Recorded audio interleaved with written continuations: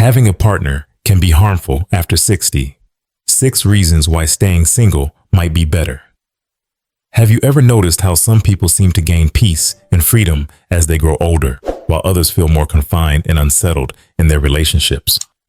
The truth is, having a partner in later life isn't always the blessing it's made out to be. For many, it quietly becomes a slow-burning burden, draining their energy, limiting their independence, and adding more stress to years that should be calm and fulfilling. If you've ever felt like maintaining a relationship at this stage of life takes more than it gives, you're far from alone. In today's video, we're going to explore 6 key reasons why being in a partnership after 60 can actually make life more complicated rather than easier. But let me be clear. This isn't about turning away from companionship altogether. It's about stepping back, seeing the full picture, and making choices that truly honor your well-being. Stick with me until the very end, because what you're about to hear might completely reshape how you view relationships in your golden years. Let's begin. Reason 1. The emotional burden of constant compromise. Let's begin with something that sounds small, but feels enormous when you live with it every day. Compromise. And not the healthy, give and take kind that brings people closer. We're talking about the kind of compromise that slowly wears you down, not in one dramatic moment, but little by little, in the smallest, most personal spaces of your daily life. For many older adults, especially those in long-term relationships, every day starts with a negotiation: what to eat, what time to go to bed, whether to keep the TV on late or enjoy some quiet. It seems harmless, normal even. But what happens when those tiny negotiations become the rhythm of your life? What happens when, in every decision, you are the one adjusting? This is the emotional burden that rarely gets named but is deeply felt. It's the subtle, constant bending of your will, your schedule, your preferences, not out of love but out of habit. Over time, that habit becomes a quiet surrender of self. Let me share the story of Grace, a 74-year-old retired nurse from Michigan. Grace has been married for over 50 years. She's plain thoughtful, the type of woman who always puts others first. But in recent years, she's noticed something unsettling. She no longer chooses what she wants to eat. She no longer picks the music. She doesn't watch her favorite films, doesn't walk at her preferred hour, doesn't go to the book club she once loved. Why? Because her husband prefers different things, and it's just easier not to argue. Grace isn't angry, but she's faded. In her words, I still love him, but I don't hear my own voice anymore. That is the price of ongoing emotional compromise, a slow, almost invisible erosion of your identity. Dr. Laura Carstensen, a professor of psychology and the founding director of the Stanford Center on Longevity, put it simply and powerfully: old age should be a time of peace, not social strain. And she's right. At this stage of life, you've already given so much to children, to careers, to responsibilities, to relationships. This is the chapter that should finally be about you, your comfort, your pace, your voice. Yet many seniors continue living on someone else's terms, in someone else's rhythm, not because they have to, but because they've forgotten what it's like to prioritize themselves. Because after years of being the giver, it's hard to remember how to receive. Let me be clear. Love isn't about always getting your way, but neither is it about always giving in. There is nothing selfish about listening to your own needs. In fact, it's an act of deep self-respect. If you're watching this and you recognize yourself in Grace, if you've been adjusting, adapting, accommodating so long that you're not sure where your own preferences went, it's time to take a gentle step back and ask yourself, when was the last time I did something entirely for me?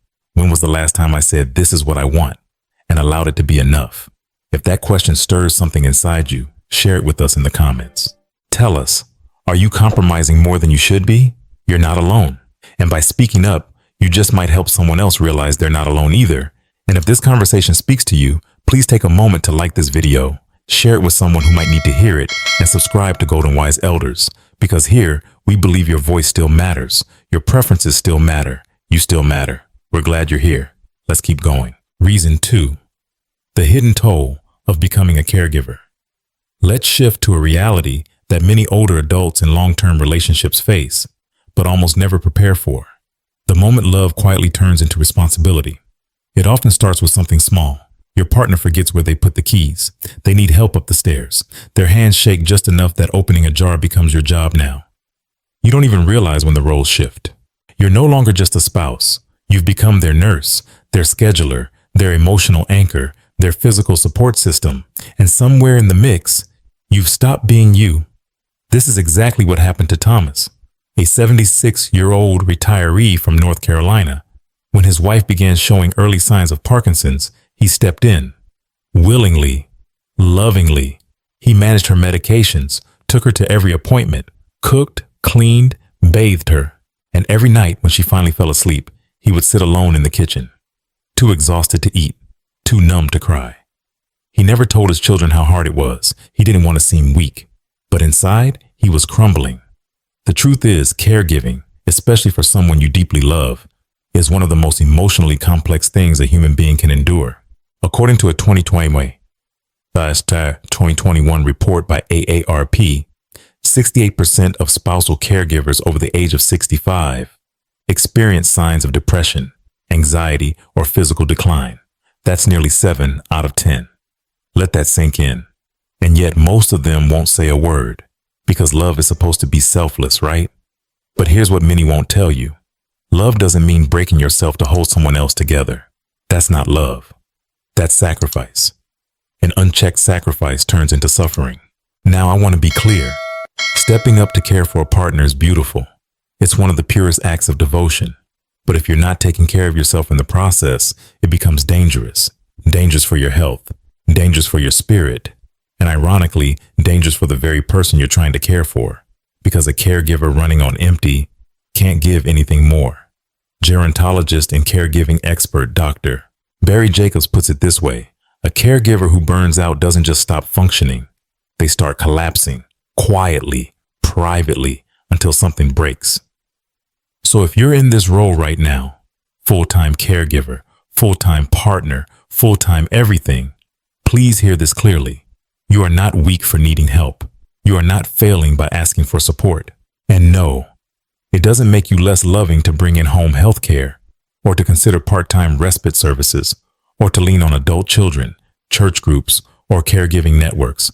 That makes you smart. That makes you sustainable. So let me ask you, have you ever felt utterly drained, physically, emotionally, while caring for your partner? If the answer is yes, type yes in the comments. You'd be surprised how many others will respond. Me too. And if you know someone silently carrying this burden, please share this video with them. It might be the first time they feel seen. If you're finding comfort or clarity here, consider subscribing to Golden Wise Elders. Every week we offer tools and truths for seniors who are strong, but no longer want to carry everything alone. Take a breath. You've made it this far. Let's keep going. Together. Reason 3. Financial pressure and emotional dependence. Let's talk about a topic that touches more seniors than we realize, yet remains one of the most uncomfortable to speak about: money, and the emotional weight it carries in a relationship. In your younger years, disagreements over finances might have felt manageable, even normal. You earned more, had time to recover from setbacks, and the future seemed flexible. But in your later years, the stakes are higher, the margins are thinner, and the financial mismatch between two people can quietly grow into a source of daily tension, resentment, even fear. Take Evelyn, a 69-year-old widow from Florida who remarried in her early 70s. She had saved carefully all her life, teaching, budgeting, saying no to impulse buys. Her new husband? Kind, funny, generous, but also impulsive. He loved to spoil his grown children, take spontaneous trips, and rarely looked at price tags. At first, Evelyn thought, he's just enjoying life. But slowly, she found herself dipping into her savings. Not for emergencies, but to keep up. She was paying for vacations she didn't want, covering debts she didn't create, and supporting stepchildren who never once said thank you. And one night, she lay awake, staring at her ceiling fan, whispering to herself, "What am I doing? Whose life am I funding?" According to a report by the National Council on Aging, financial conflict is one of the leading causes of separation and emotional distance among seniors. And it's easy to see why. Because financial stress isn't just about numbers. It's about control. It's about trust. It's about freedom. When you feel like you have to justify every dollar you spend, or worse, when you don't even have a say in where the money goes, it's not just your wallet that feels empty. It's your dignity. Now, this isn't to say that sharing finances in a relationship is a bad thing. What's unhealthy is when one person feels obligated to carry the financial weight for two, especially when retirement income is fixed and options are limited, or when someone who's worked and saved for decades begins to feel guilty for saying no, guilty for setting boundaries, guilty for simply wanting to protect the nest egg they've built, not just for themselves, but for their peace of mind. As financial counselor Sharon Epperson says, in later life, clarity with money isn't cold-hearted. It's caring for yourself and for the life you've earned. So if this sounds familiar, if you've ever felt pressured, stretched too thin, or like your financial decisions are no longer your own, let me ask you, have you ever felt like you lost your freedom because of finances in your relationship? If the answer is yes, type yes in the comments. If it's happening to someone you care about, please share this video with them. It could help them find their voice. And if you're ready to take back your financial clarity, your independence, and your peace of mind, because this chapter of your life, it's not for sacrificing. It's for living wisely, fully, and on your own terms.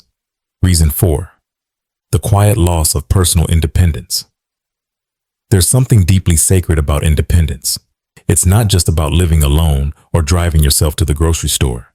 True independence is about having the freedom to make your own decisions, to shape your own day, and to live according to your own values, rhythms, and desires.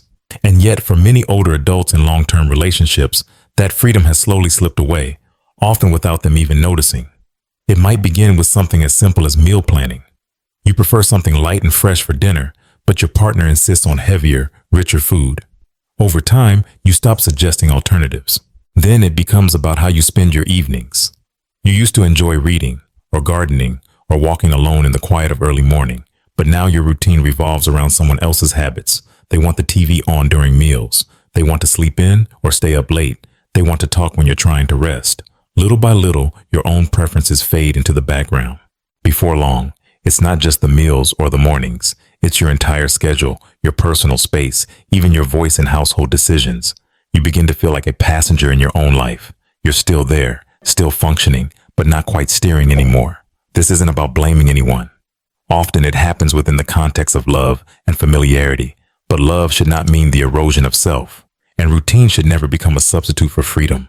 Studies from Harvard Health Publishing have shown that older adults who maintain a strong sense of personal control over their time, their choices, and their environment live on average 7 years longer than those who do not. 7 years.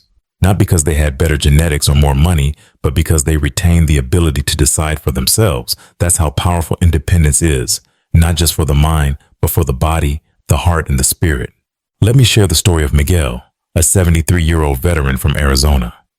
Miguel spent much of his life adapting, first for his family, then for his wife, and later for the grandchildren they often babysat.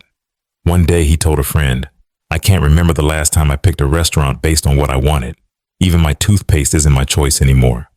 It was said half jokingly, but the truth beneath his words was painful. He wasn't bitter. He wasn't angry. He was simply tired.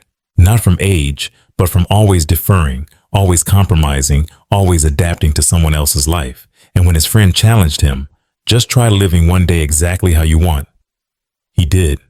He woke up early and went fishing. He cooked something spicy that his wife never liked. He took a nap in the middle of the afternoon with the windows wide open. And at the end of that day, Miguel said something powerful. "I remembered who I used to be." And that's really the point. Independence in old age isn't about rebellion. It's about remembering yourself, reclaiming the small joys, the personal choices, the space to breathe and be.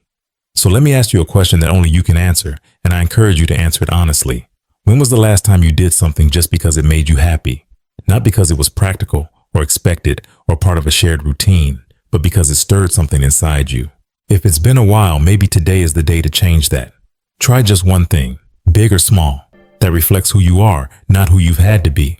And when you do, come back here and share it in the comments. Let this community celebrate your reconnection with self.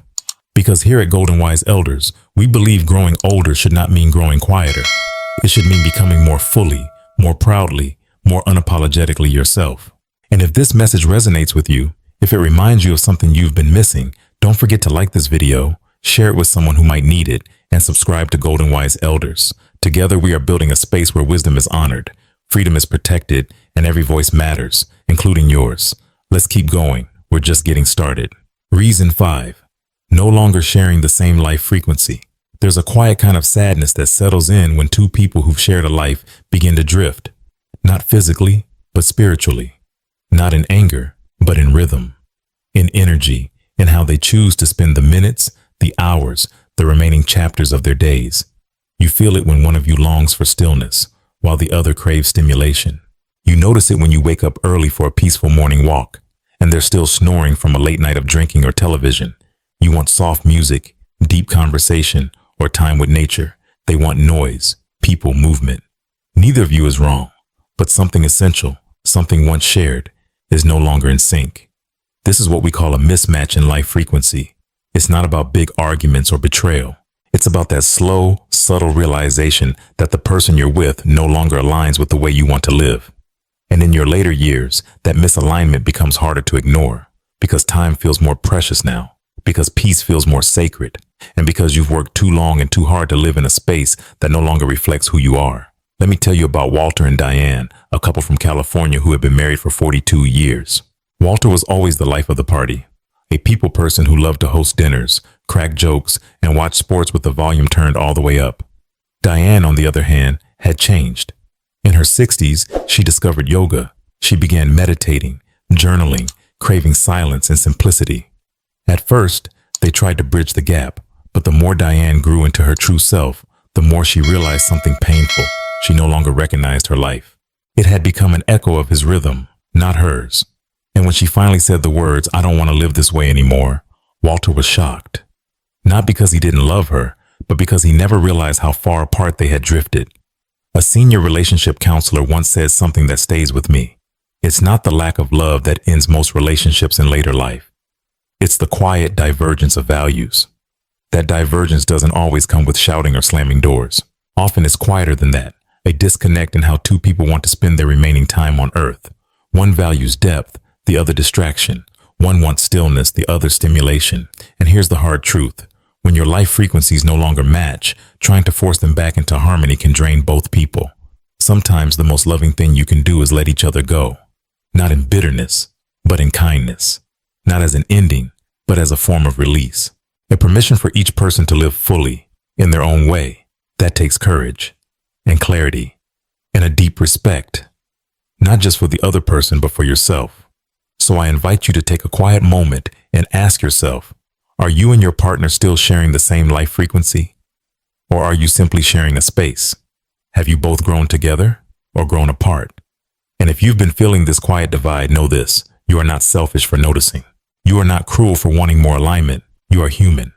And you deserve to live in a way that honors the person you've become. If this message speaks to you, I hope you'll share your thoughts in the comments. You never know who else is carrying the same question silently. There's one more reason I want to share with you. Perhaps the most important one yet. Let's move forward together. Reason 6, the accumulated fatigue that has no name. Not every kind of suffering has a clear label. Sometimes the most exhausting weight we carry is the one we can't even describe.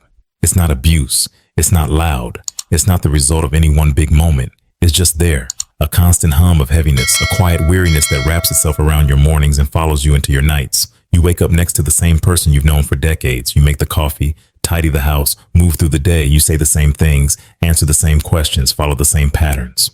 And somewhere along the way, you realize you've stopped feeling anything about it. You're not angry. You're not sad. You're just tired in a way that sleep doesn't fix. It's what some therapists refer to as emotional erosion, the gradual wearing away of your inner spark, your curiosity, your sense of self. And it often happens in relationships that seem perfectly fine on the surface. Because the danger isn't always conflict. Sometimes the danger is comfort. That kind of comfort that becomes routine.